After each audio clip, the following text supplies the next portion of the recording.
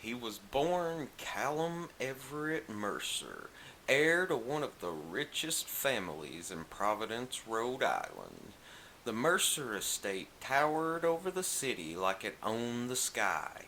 Gilded halls, imported chandeliers, hand stitched drapes from France. His childhood was silverware and structure, opera lessons, and piano recitals performed for guests who only noticed the name and never the boy. Callum had a poet's heart hidden beneath the armor of privilege. He preferred libraries to ballroom dances, rifles to waltzes. He would sneak away to watch the butler polish antique pistols, running his fingers along the engraved barrels in secret. There was something in the design of a gun, pure, honest, exact, that made more sense than the twisted politeness of high society. At 13, desperate to escape the Mercer legacy, he forged his way into the Union Army. He was supposed to be too young, too delicate. But Callum had something they hadn't expected: focus, hunger, no fear of pain.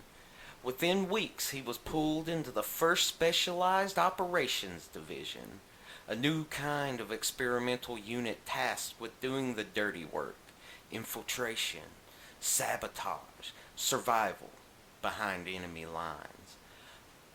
Their training ground was a ghost town, hidden in the mountains, repurposed into a proving ground. Each day began before sunrise and ended after blood dried on palms. They trained in rain, snow, heat, and hunger. That's where Callum became a weapon. His hands were too soft at first. The sergeant broke his fingers once for fumbling a reload, but after that, he never dropped a shell again. Soon he could field strip a revolver blindfolded in 30 seconds. He learned to disassemble rifles with gloved hands in freezing rain. He practiced trigger pressure until his fingertips grew numb. He trained with every gun they gave him: Sharps carbines, Colt Navy revolvers, double barrel scatter guns, even experimental breech loaders. If it had a trigger, he mastered it. He could hit a moving squirrel from 150 yards. He could fire two pistols in unison and walk his shots across 5 targets without missing. He trained on ricochet techniques. He learned how to angle shots off metal, glass, or stone. He could predict bullet drift by smell and wind speed.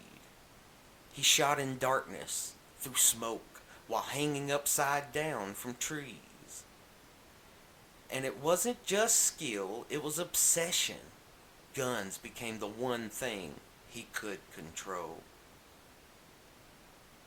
When others slept, Callum stayed behind in the yard, turning over bullets like rosary beads, testing grip tape, calibrating scopes. He built custom grips, filed his own sights, and once carved a pearl-handled hilt from a stolen dinner knife. It was in those long hours of gunmetal meditation that he stopped flinching, and that's when he earned his place. Not just as a soldier, but as a shadow, a phantom, something built for war, but wired for silence.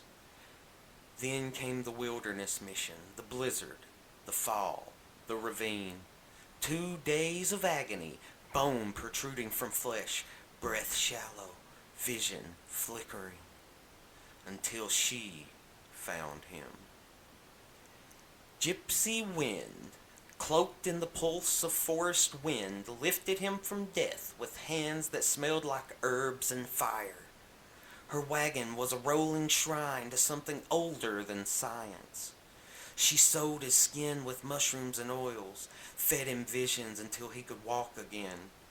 Her world was strange, terrifying, beautiful. When he left, he carried her mark, Then came Thomas Aldrich, the warmth, the softness, the brief light. And then the acid. The general never said a word before doing it. Just the sound of a cork popping, the liquid hissing, then the sear. The left side of Callum's face became a war zone. His eye burned out, the socket forever reddened and seeping. He was thrown out like a ghost with no name. Callum Everett Mercer died that day. The thing that walked west across the continent, bleeding and bitter, became known only by what remained. Red Eye. And by 1865, that name could shatter glass. No one ever saw the old boy again. No one ever mentioned Providence. He slept under stars, kept journals in cipher, and built guns from scrapyards and dreams. And one night, in a backroom saloon deep in Kentucky, a man who never missed sat across from a bearded stranger who smelled like pine, smoke, and magic. Smoke, Holler.